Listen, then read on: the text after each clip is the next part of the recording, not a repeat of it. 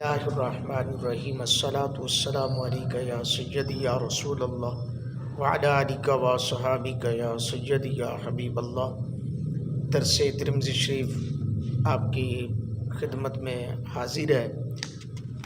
کل تک الحمدللہ 730 احادیث کا درس جو ہے وہ مکمل ہوا۔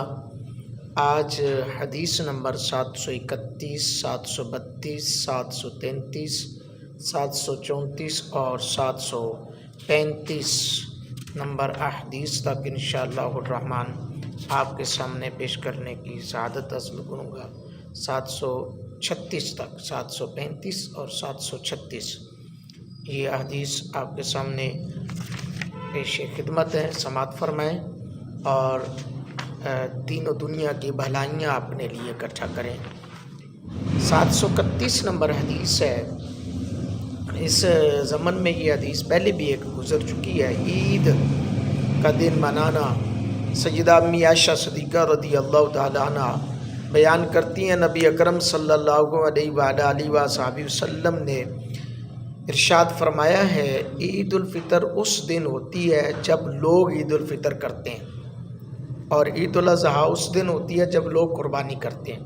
یعنی اکثریت کی بات ہے، یہ نہیں ہے کہ اپنی من مانی کے ساتھ یا اپنی طرف سے ایسا کرنا یہ جائز نہیں ہے۔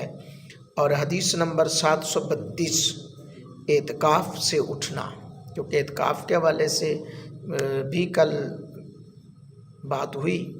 اب اعتکاف سے اٹھنا، حضرت انس بن مالک رضی اللہ تعالیٰ عنہ بیان کرتے ہیں، نبی اکرم صلی اللہ علیہ وآلہ وصحبہ وسلم ہر سال رمضان کے آخری عشرے میں اعتکاف کیا کرتے تھے۔ ایک سال آپ نے اعتکاف نہیں کیا، جب اگلا سال آیا تو تاجدار مدینہ صلی اللہ علیہ وسلم نے 20 دن کا اعتکاف فرمایا۔ اللہ اکبر۔ حدیث نمبر 733 سیدہ ام عائشہ صدیقہ رضی اللہ تعالیٰ عنہ بیان کرتی ہیں، نبی اکرم صلی اللہ علیہ وآلہ وصحبہ وسلم جب حالت اعتکاف میں ہوتے تھے تو آپ اپنا سر میری طرف بڑھا دیتے تھے، میں اس میں کنگھی کر دیا کرتی تھی، تاہم آپ صرف قضائے حاجت کے لیے گھر میں تشریف لایا کرتے تھے۔ یہ حسن حدیث ہے، صحیح حدیث ہے۔ حضرات گرامی قدر، یہ نبی پاک صلی اللہ علیہ وسلم کا طریقہ کار تھا۔ تو یعنی کہ لوگ جو ہے نا جمعے کا غسل کرنا یہ ثابت نہیں ہے کہیں پر بھی۔ ہاں غسل واجب جو ہے وہ تو ظاہر ہے وہ کرنا پڑتا ہے، لیکن گرمی سے بچنے کے لیے یا گرمی کی شدت کی بنا پر عموماً لوگ جو ہے نا وہ 2 3 بار اعتکاف کے دوران غسل کرتے ہیں، تو یہ جائز نہیں ہے۔ تو حضرات گرامی قدر، نبی رحمت صلی اللہ علیہ وسلم کے غلاموں، رمضان میں حدیث نمبر 734 رمضان میں رات کے وقت نوافل ادا کرنا، یعنی تراویح کے حوالے سے حضرت ابو ذر غفاری رضی اللہ تعالیٰ عنہ بیان کرتے ہیں، ہم نے نبی اکرم صلی اللہ علیہ وسلم کے ساتھ روزے رکھے، لیکن آپ نے ہمیں تراویح کی نماز نہیں پڑھائی، یہاں تک کہ مہینے کے 7 دن باقی رہ گئے، یعنی 23ویں رات میں آپ نے ہمیں نماز پڑھائی اور 1/3 رات تک نماز پڑھاتے رہے، پھر آپ نے 24ویں رات میں نماز نہیں پڑھائی، پھر 25ویں میں آدھی رات تک نماز پڑھائی۔ ہم نے یہ عرض کی، یا رسول اللہ صلی اللہ علیہ وسلم، اگر آپ باقی رہ جانے والی رات میں بھی ہمیں نماز پڑھا دیں تو حضور علیہ السلام نے فرمایا، جو شخص امام کی نماز ختم کرنے تک اس کے ساتھ نوافل ادا کرتا رہے، اس کے نامہ اعمال میں پوری رات نفل پڑھنے کا ثواب ملتا ہے۔ اللہ اکبر۔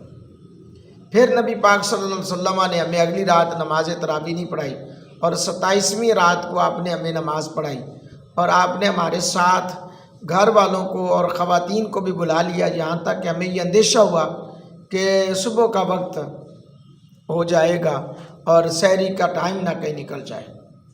اللہ اکبر۔ نماز تراویح، اس حوالے سے ایک بات ہے، ائمہ اربعہ چاروں امام اس مسئلے پر اتفاق ہے کہ نماز تراویح میں 20 رکعت ہے۔ جی ہاں، نماز تراویح میں 20 رکعت ہے۔ ہوا کیا کہ حضور علیہ السلام نے صرف 3 دن نماز تراویح باجماعت پڑھائی اور آپ نے 20 رکعت پڑھائی تھی۔ پھر آپ نے انفرادی طور پر یہ نماز ادا کی تاکہ امت پر یہ فرض نہ ہو جائے اور اس کی ادائیگی مشکل نہ ہو۔ حضرت فاروق اعظم رضی اللہ تعالیٰ عنہ آپ نے اپنے دور میں حضرت ابی بن کعب کی اقتدار میں باجماعت نماز تراویح کا اہتمام کیا۔ ایک دن مسجد نبوی شریف میں تشریف لائے کہ لوگ باجماعت تراویح پڑھ رہے تھے، آپ بہت خوش ہوئے اور آپ کی زبان پر یہ الفاظ تھے کہ یہ ایک اچھی بدعت ہے۔ باجماعت نماز پڑھی جانے والی نماز تراویح 20 رکعت تھی۔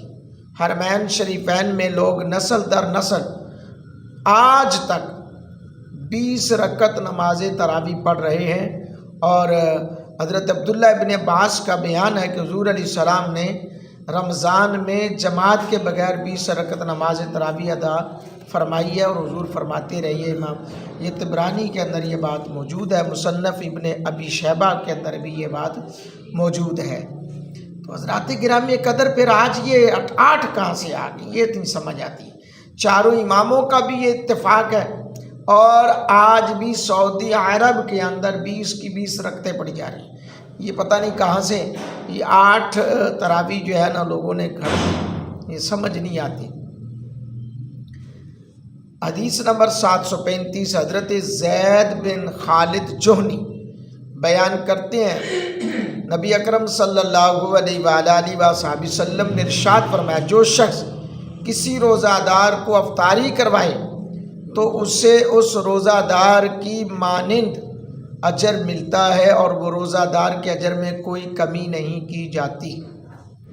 حدیث نمبر 736 حضرت سیدنا ابو ہریرہ رضی اللہ تعالیٰ عنہ بیان کرتے ہیں، نبی اکرم صلی اللہ علیہ وآلہ وسلم رمضان کے مہینے میں لازمی حکم دیے بغیر نماز تراویح ادا کرنے کی ترغیب دیتے تھے، یعنی کہ کہہ دینا کہ پڑھا کرو۔ آپ صلی اللہ علیہ وسلم یہ فرماتے تھے، جو شخص ایمان کی حالت میں ثواب کی امید رکھتے ہوئے رمضان میں نوافل ادا کرے گا، اس شخص کے گزشتہ گناہوں کو بخش دیا جائے گا۔ راوی بیان کرتے ہیں، نبی اکرم صلی اللہ علیہ وسلم کے زمانہ اقدس میں یہی معمول رہا، پھر حضرت ابوبکر صدیق کے خلافت میں یہی معمول رہا، پھر فاروق اعظم کے خلافت کے ابتدائی دور میں بھی یہی معمول رہا، لیکن اس کے بعد فاروق اعظم رضی اللہ تعالیٰ عنہ نے باجماعت تراویح کا اہتمام کیا، جو آج بھی موجود ہے اور تا قیامت جاری و ساری رہے گا انشاءاللہ عز و جل۔ نبی رحمت صلی اللہ علیہ وسلم کے غلاموں، یہ ہے شریعت مطہرہ کے احکامات، اور بات وہی ہے کہ میں پھر کہوں گا کہ چاروں امام اس بات پر متفق ہیں، متفقن علیہ یہ بات ہے۔ اس کے باوجود پھر لوگوں نے یہ کئی ہمارے دوست ہیں وہ 8 تراویح پڑھ کے یا پڑھا دیتے ہیں، بلکہ پڑھاتے ہیں کئی مساجد میں تو 8۔ تو آج بعض جگہوں پہ تو ہم سعودی عرب والوں کی مثالیں دے دیتے ہیں، اور جہاں اپنی بات آتی ہے تو وہاں پھر کہتے ہیں کہ نہیں جی ایسا نہیں ہے۔ تو بہرحال یا تو پھر سعودی عرب والوں کو پورا فالو کرو، تراویح کی بات آتی ہے تو فالو نہیں کرتے، دعاد اور زعاد کی بات آتی ہے تو فالو نہیں کرتے، اور باقی بہت ساری باتوں پہ فالو کیا جاتا ہے۔ اللہ رب العالمین کی بارگاہ میں دعا ہے، اللہ ہم سب کو نبی رحمت صلی اللہ علیہ وسلم کی شریعت مطہرہ کو سمجھنے کی توفیق عطا فرمائے، اور اللہ ہم سب کو 8 کی جگہ پر 20 تراویح پڑھنے والا بنائے۔ چونکہ پھر میں کہوں گا کہ چاروں امام اس پر اتفاق ہے، اور سعودی عرب میں مکہ پاک میں 20 تراویح پڑھی جاتی ہیں۔